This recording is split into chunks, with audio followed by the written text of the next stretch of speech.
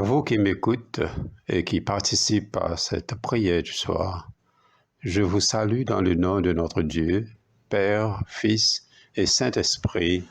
Amen. Béni soit notre Dieu en tout temps, maintenant et toujours, et au siècle des siècles. Amen. Venez, prosternons-nous et adorons Dieu notre Roi. Venez, prosternons-nous et adorons le Christ. Au milieu de nous, notre Roi et notre Dieu. Dieu saint et fort, Dieu saint et immortel, prends pitié de nous. Marchez dans ta présence, libérez mon sauveur, dans une assurance de consacrer son cœur, de chercher à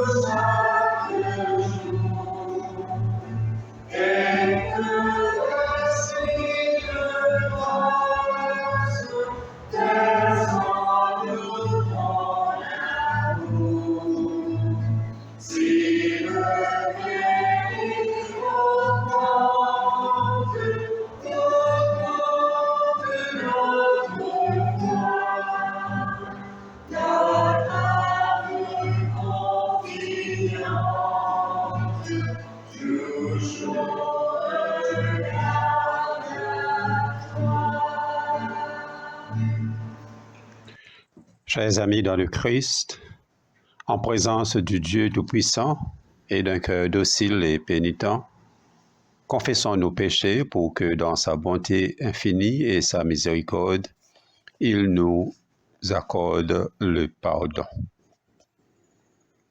Dieu de miséricorde, nous confessons que nous avons péché contre toi en pensée, en parole et en acte, par ce que nous avons fait et ce que nous avons omis de faire. Nous ne t'avons pas aimé de tout notre cœur, nous n'avons pas aimé notre prochain comme nous-mêmes. Nous regrettons sincèrement ces fautes. Humblement, nous nous en repentons. Pour l'amour de ton Fils Jésus-Christ, prends pitié de nous et pardonne-nous. Alors ta volonté fera notre joie et nous pourrons marcher dans tes chemins pour la gloire de ton nom. Amen. Que le Dieu Tout-Puissant vous fasse miséricorde, qu'il vous pardonne vos péchés par Jésus-Christ notre Seigneur, qu'il vous affermisse en tout bien, et par la puissance de l'Esprit Saint, qu'il vous garde pour la vie éternelle. Amen. Ô Dieu, viens à mon aide, Seigneur, à mon secours. Gloire au Père et au Fils et au Saint-Esprit, au Dieu qui est, qui était et qui vient, pour les siècles des siècles. Amen. Nous disons ensemble le cantique Joie et lumière. Joie et lumière de la gloire éternelle du Père, le Très-Haut, le Très-Saint, ô Jésus-Christ, Parvenus à la fin de ce jour, contemplant cette clarté dans le soir, nous chantons le Père et le Fils et le Saint-Esprit de Dieu. Oui, tu es digne d'être chanté dans tous les temps par des voix sanctifiées. Fils de Dieu qui donne vie, tout l'univers te rend gloire. Nous allons écouter la parole de Dieu en commençant par les psaumes, le psaume 67 et 77, suivi de la lecture de l'Ancien Testament, Genèse chapitre 16. Et enfin, l'Évangile selon saint Matthieu, chapitre 26, à partir du 57e verset. Écoutons et méditons sur les psaumes 67 et 77. Que Dieu ait pitié de nous et qu'il nous bénisse, qu'il fasse luire sur nous sa face, afin que l'on connaisse sur la terre ta voie, et parmi toutes les nations ton salut. Les peuples te louent, ô Dieu, tous les peuples te louent. Les nations se réjouissent et sont dans l'allégresse, car tu juges les peuples avec droiture, et tu conduis les nations sur la terre. Les peuples te louent, ô Dieu, tous les peuples te louent. La terre donne ses produits, Dieu notre Dieu nous bénit. Dieu nous bénit, et toutes les extrémités de la terre le craignent.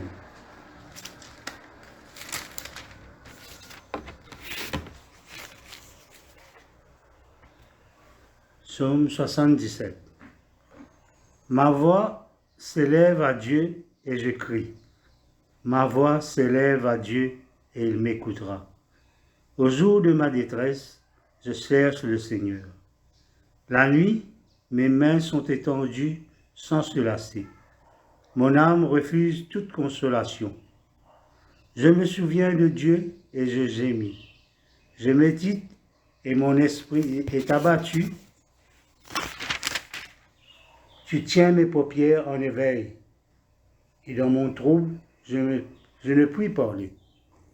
Je pense aux jours anciens, aux années d'autrefois.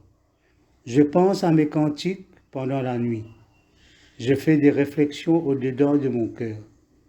Et mon esprit médite. Le Seigneur rejettera-t-il pour toujours? Ne sera-t-il plus favorable?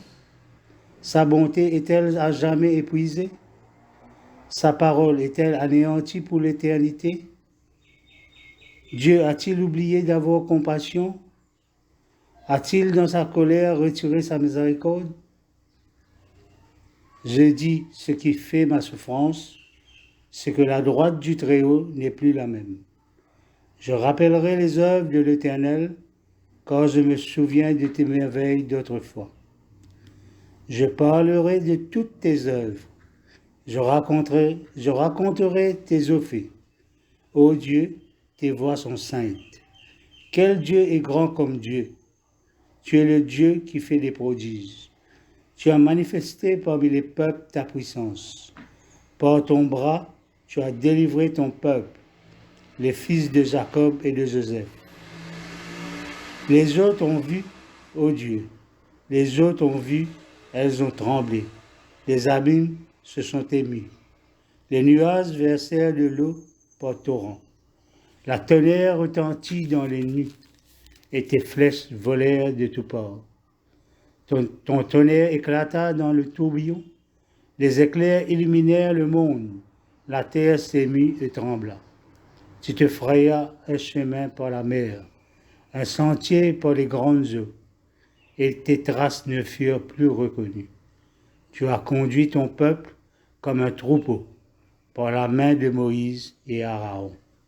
Gloire à ton Père, au Fils et au Saint-Esprit, comme il était au commencement, comme il est maintenant, et comme il sera éternellement. Amen.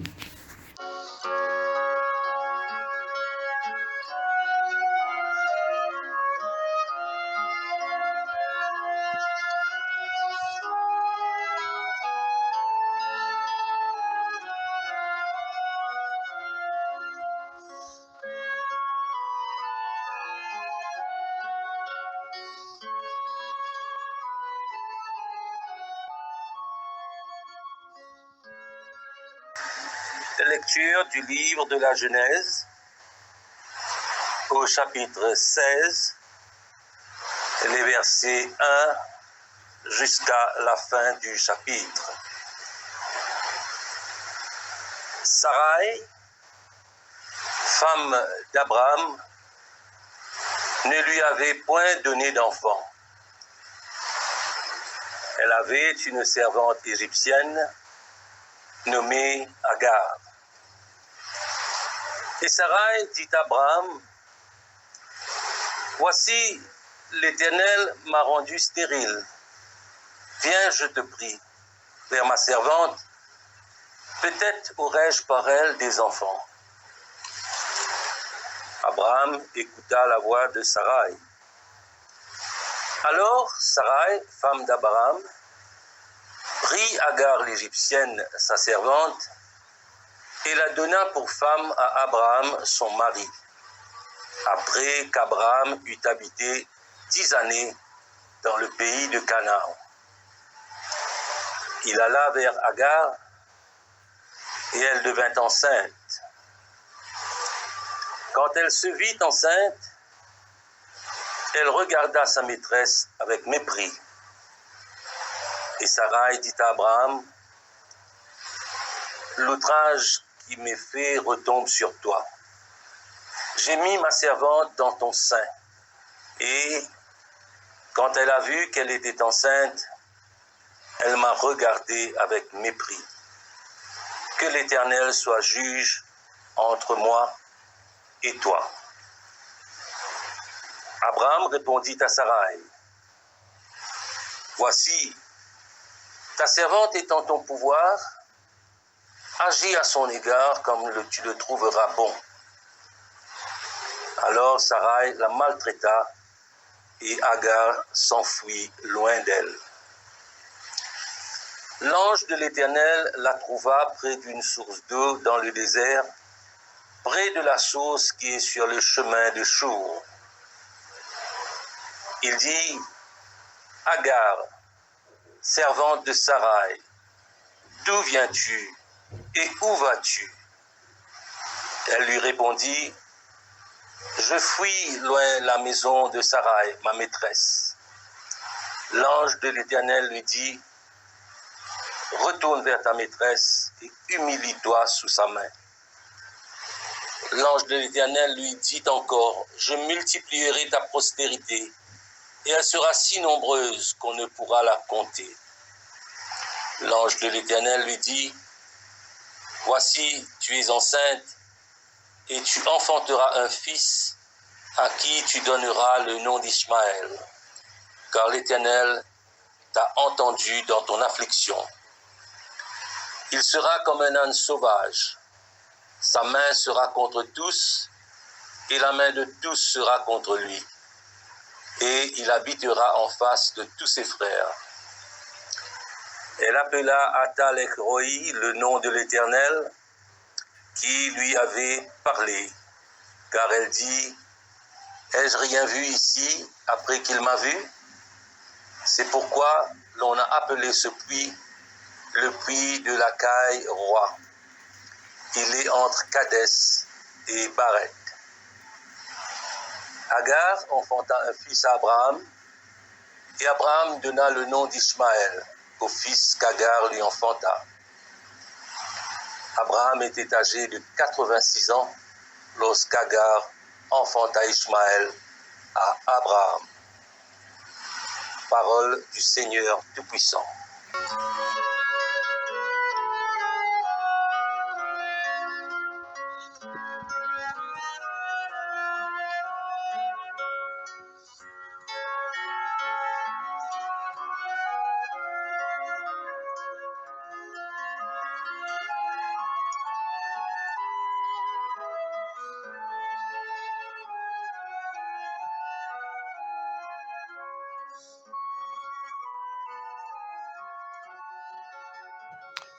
Le texte de l'Évangile pour ce soir est selon Matthieu chapitre 26, à partir du 57e verset.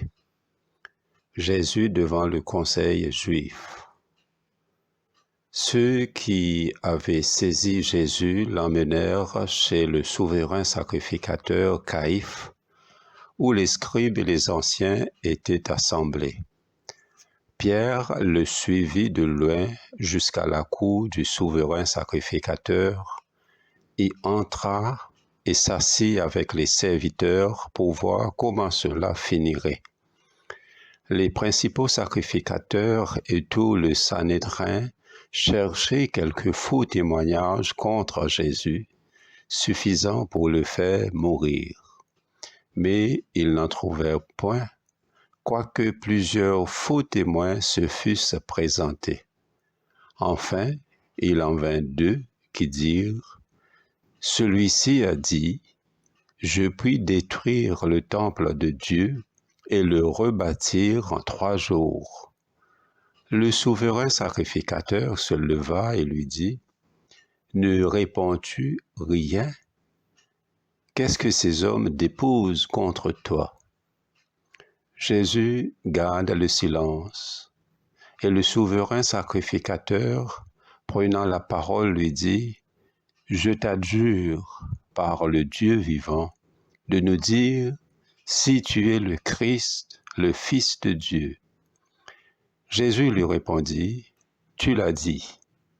De plus, je vous le déclare, vous verrez désormais le Fils de l'homme assis à la droite de la puissance de Dieu et venant sur les nuées du ciel. » Alors le souverain sacrificateur déchira ses vêtements, disant: « Il a blasphémé. Qu'avons-nous encore besoin de témoins? Voici, vous venez d'entendre son blasphème.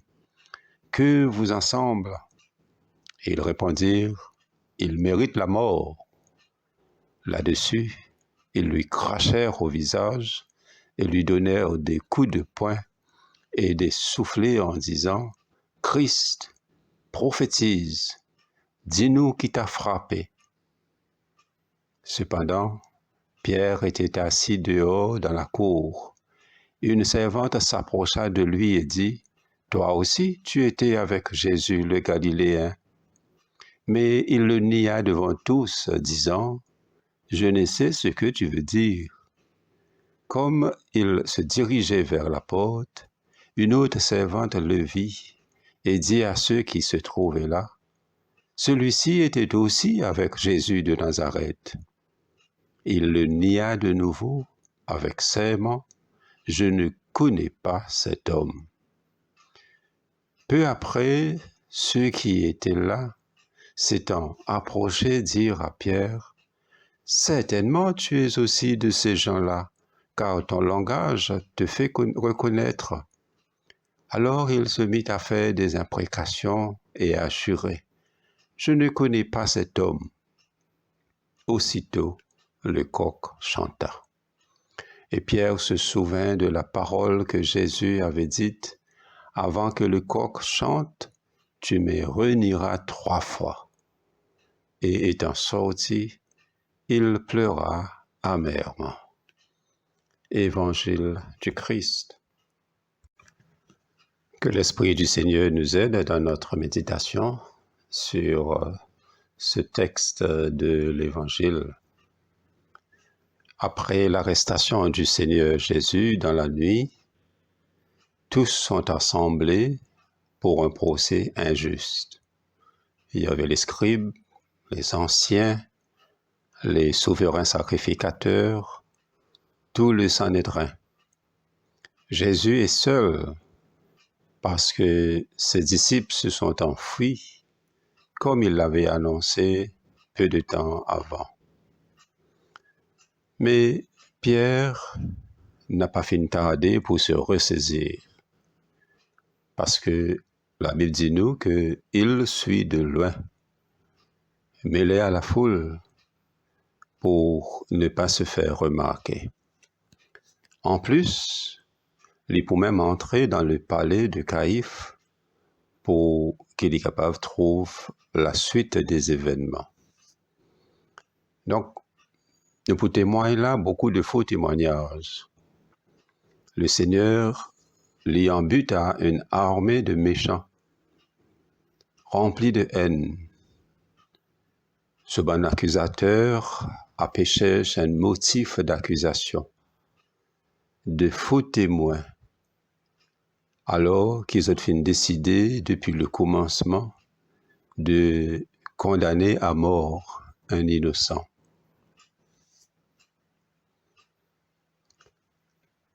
Et tout le monde connaît pourtant le 8e commandement de la loi de Dieu. Tu ne diras point de faux témoignages contre ton prochain. Et tout le monde comprend l'extrême gravité de l'enfreindre ce commandement. La parole dit nous au Proverbe 19, le faux témoin ne sera pas tenu pour innocent et périra.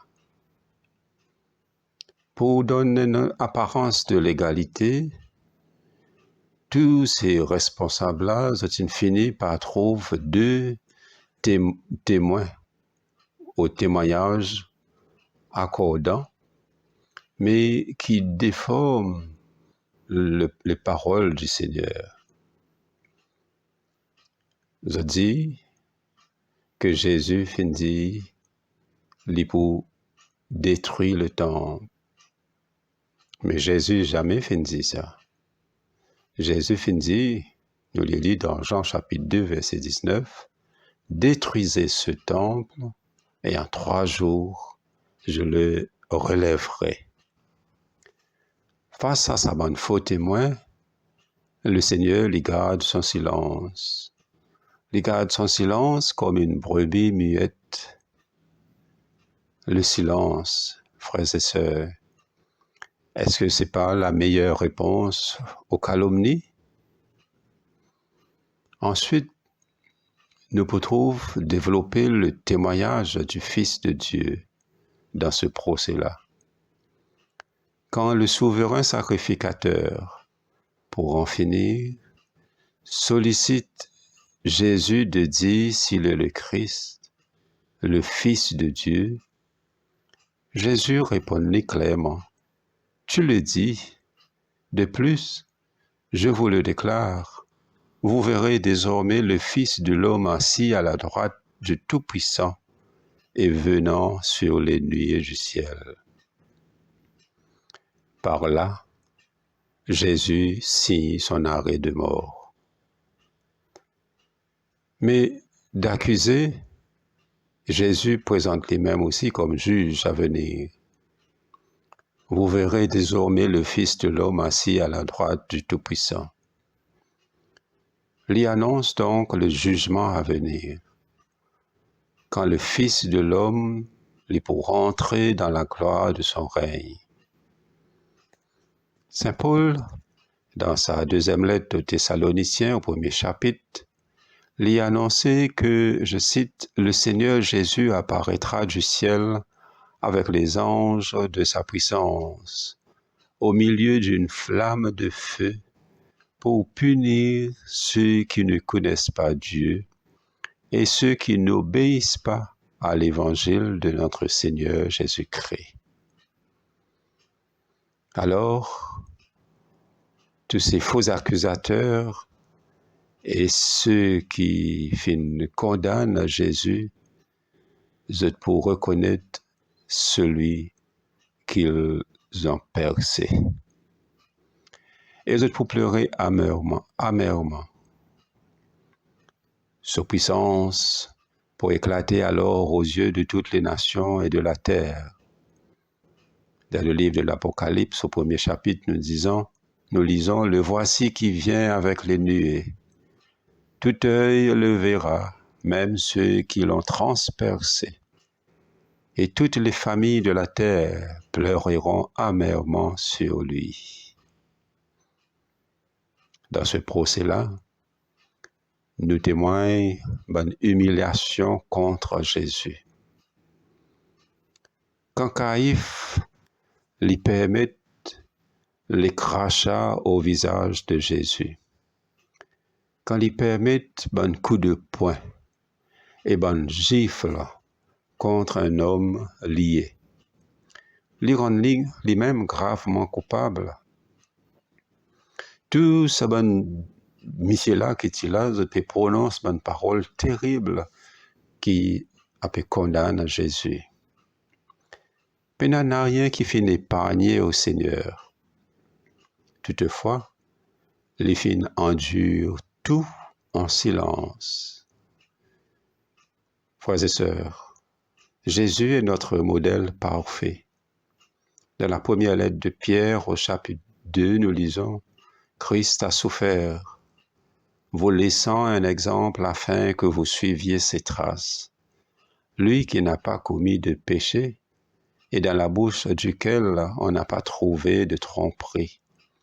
Lui qui, insulté, ne rendait pas l'insulte, maltraité, ne faisant pas de menaces, mais s'en remettait à celui qui juge justement. » Jésus pour subir un autre coup, une autre trahison, cette fois-ci de la part de son propre ami, Pierre. Cette histoire les gagne rapportée dans les 4 évangiles. Pendant beaucoup l'événement qui gagne raconté dans tous les 4 évangiles. Donc, c'est important pour nous de prendre note. Est-ce que les 4 évangiles ont envie de montrer le doigt à Pierre? Non. C'est pour avertir nous que personne, même un disciple rempli de zèle et d'amour pour son maître, n'est pas à l'abri d'une chute spirituelle. Mais par la grâce merveilleuse de Dieu, celui qui finit lui-même entraîné, capable d'être pleinement restauré dans son âme et dans son service après une vraie repentance. Chaque évangile donne un détail particulier de ce moment-là, surtout là où ça concerne Pierre. Matthieu lui soulignait, Pierre se souvint de la parole de Jésus. Saint Marc lui précisait que le coq chante 2 fois.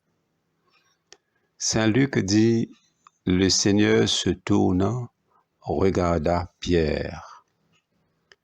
Et Jean lui relate l'épisode en 2 endroits pour souligner que du temps finit écoulé entre les 3 questions posées à Pierre pour donner la possibilité de se ressaisir. Maintenant, nous trouvons la présomption de Pierre et l'avertissement de Jésus. Un péché n'est pas arrive soudainement, souvent. Il est souvent précédé d'une période que nous éloignons nous-mêmes progressivement de Dieu. Peut-être un refus de croire la parole de Dieu et son bon avertissement, ajouté à une trop grande confiance en soi-même, souvent accompagné de fatigue, de frustration peut-être, et la crainte des autres personnes, et même d'une servante, comme nous trouvons dans cet évangile. Capable d'amener un chrétien à chuter et pécher gravement. Un peu plus tôt dans cette soirée, après le dîner, Jésus s'est fait mettre en garde sur son disciple contre le fait qu'ils ont pu abandonner lui.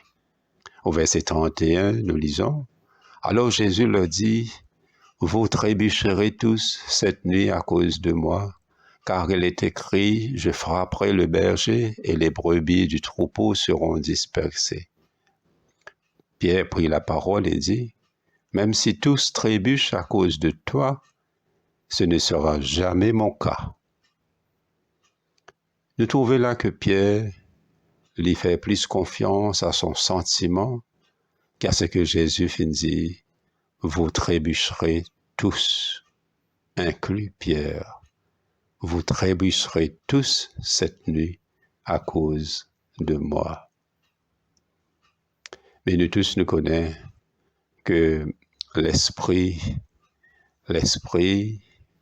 est toujours en vie, toujours en désir, mais la chair est toujours plus faible. Pierre fin prend d'une saisie de panique, renier le Seigneur 3 fois. La première devant tous, la deuxième avec un serment, et la troisième en lançant des malédictions, en disant qu'il ne le connaît pas.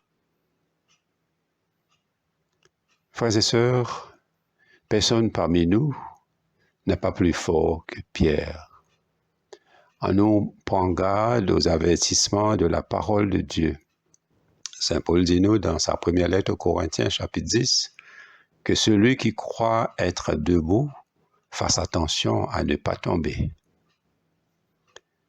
Si Pierre laisse-lui être reconnu malgré lui-même, ce n'était pas forcément négatif. Sur le point, oui, mais pour plus tard, c'était quelque chose d'historique qui finit passer. Plus tard, les pourgains est reconnu comme les autres apôtres pour avoir été avec Jésus.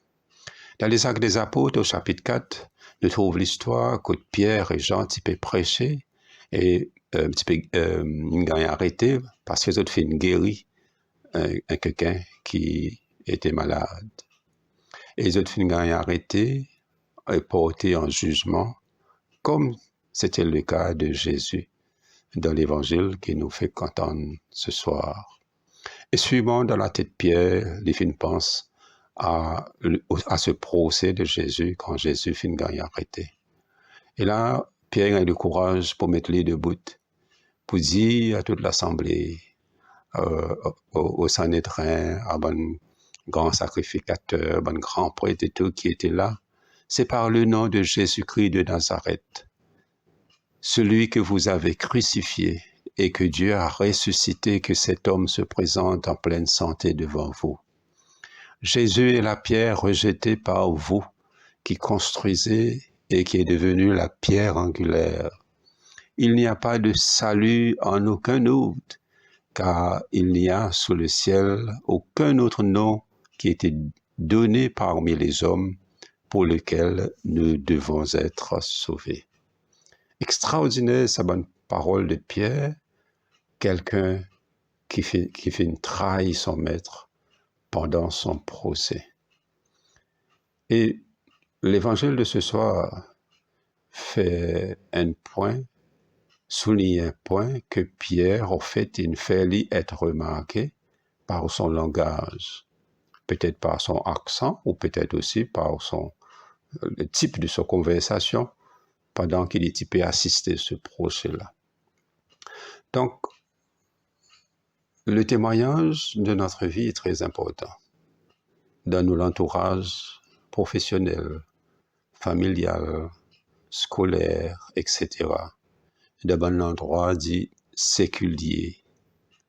Notre témoignage, nos langages, est-ce que fait-nous être reconnaître comme chrétiens quand du monde entend nous causer en dehors de nos cercles de l'Église?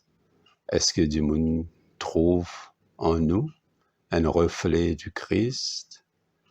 Est-ce que vous reconnaissez nous comme chrétiens, ceux et celles qui suivent Jésus?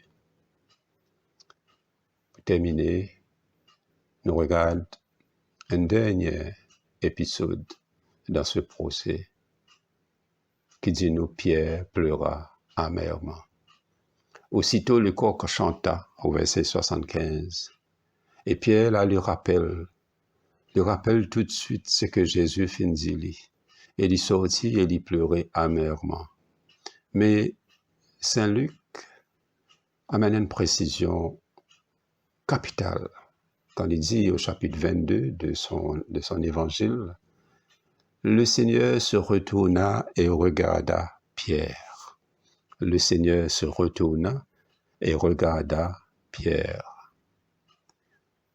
Est-ce que quelqu'un parmi nous finissait de comprendre ce que Saint Pierre fin ressenti quand le Seigneur fin tourne vers lui pour le regarder? Est-ce que quelqu'un parmi nous finissait de comprendre ce que Jésus fin ressenti quand il fin tourne son visage pour regarder Pierre? Oh, ce regard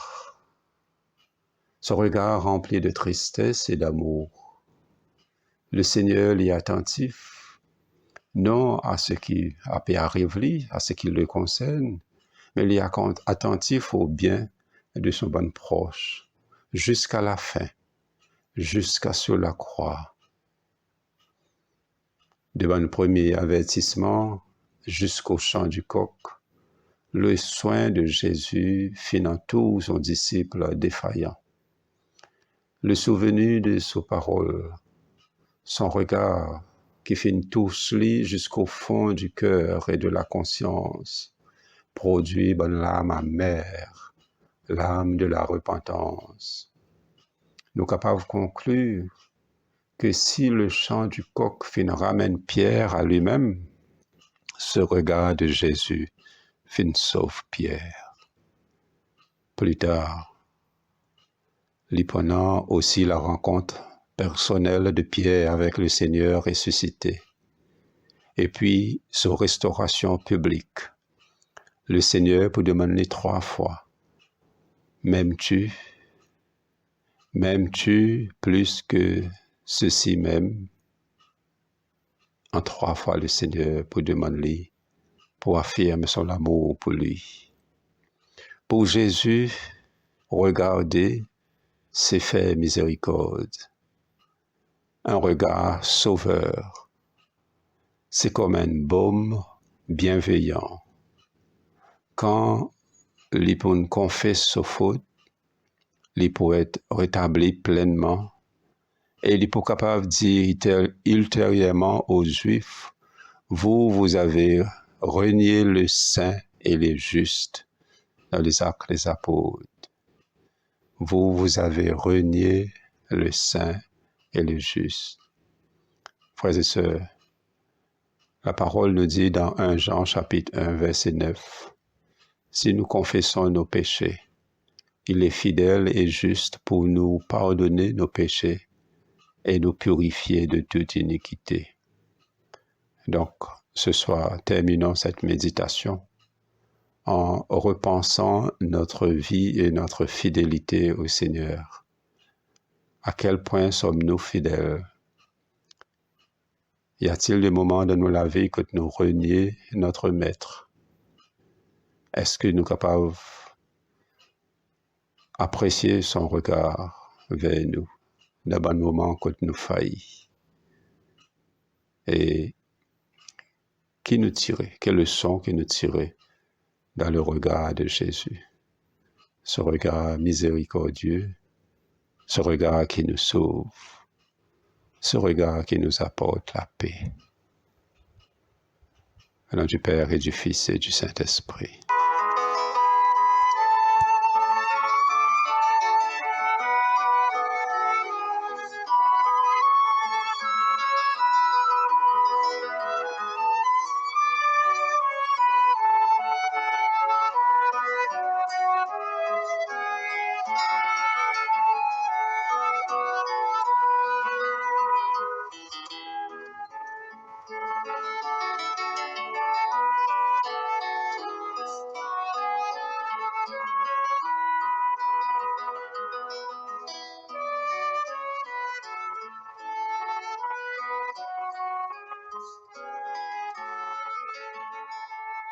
Ensemble, nous disons le cantique de Siméon.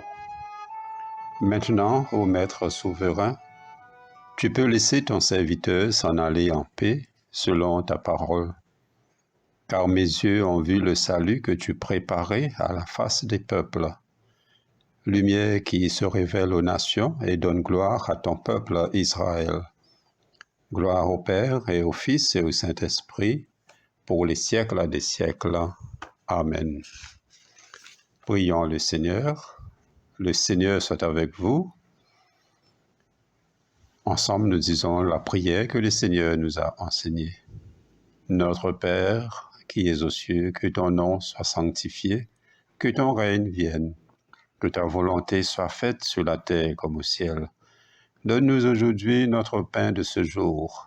Pardonne-nous nos offenses, comme nous pardonnons aussi à ceux qui nous ont offensés. Et ne nous soumets pas à la tentation, mais délivre-nous du mal.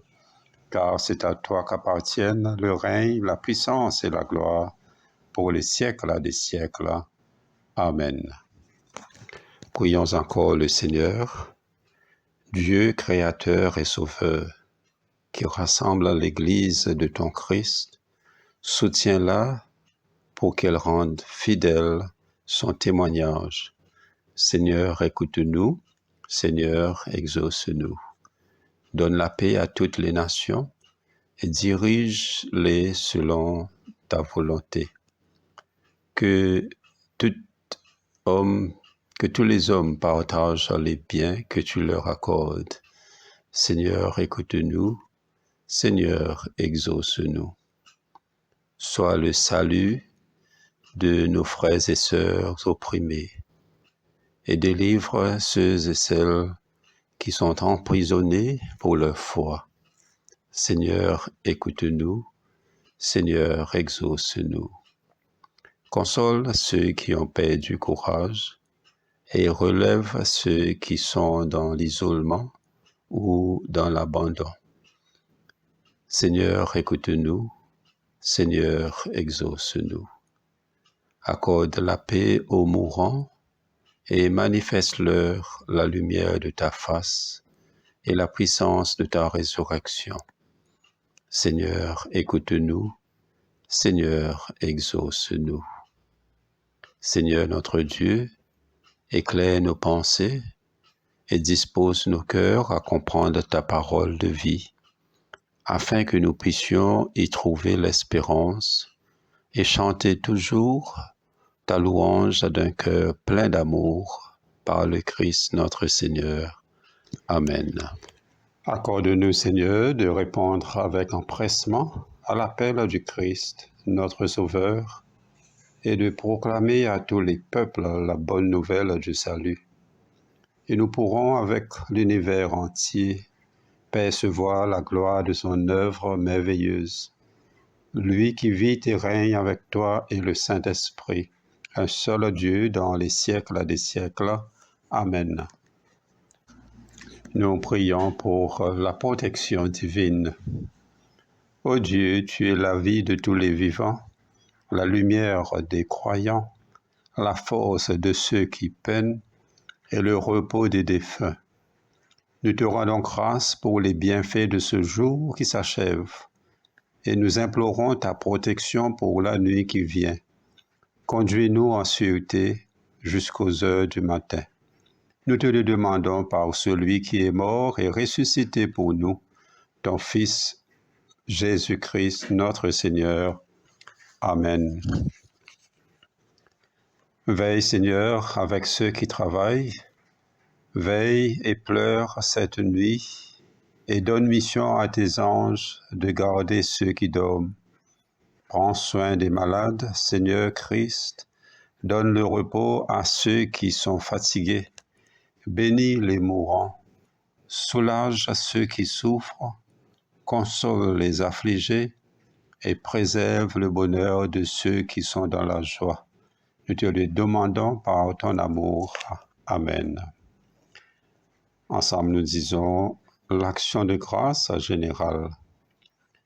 Dieu Tout-Puissant, Père de miséricorde, nous te rendons grâce de ta bonté et de ton amour envers nous, tes serviteurs indignes, et envers tous ceux que tu as faits.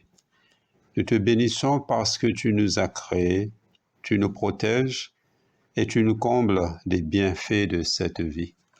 Mais surtout parce que dans ton amour inépuisable, tu as racheté le monde par ton Fils Jésus-Christ et tu donnes les moyens de recevoir ta grâce et l'espérance de la gloire sans fin.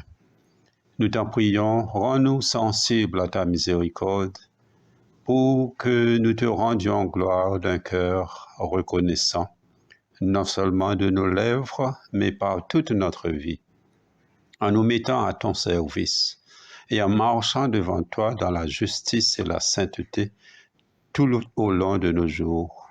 Nous te le demandons par ton Fils, Jésus le Christ, notre Seigneur. Amen. Nous allons conclure ce temps de prière en disant la prière de Saint Jean Chrysostome.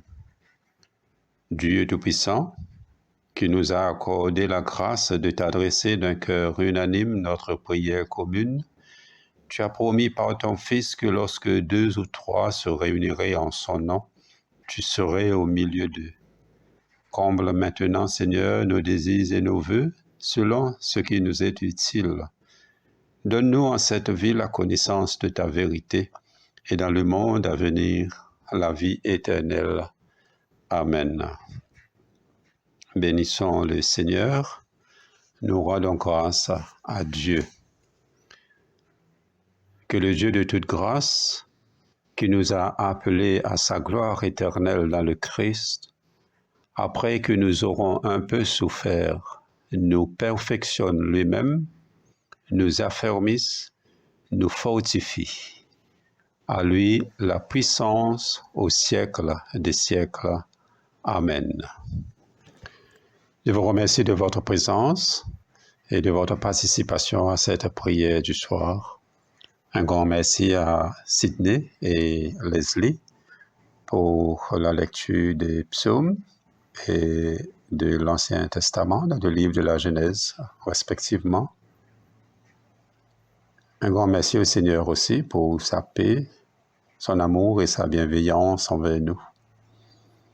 Qu'il nous accorde ce soir de nous reposer dans l'assurance de son regard et de sa protection. Je vous souhaite de passer une sainte nuit au nom du Père et du Fils et du Saint-Esprit. Amen.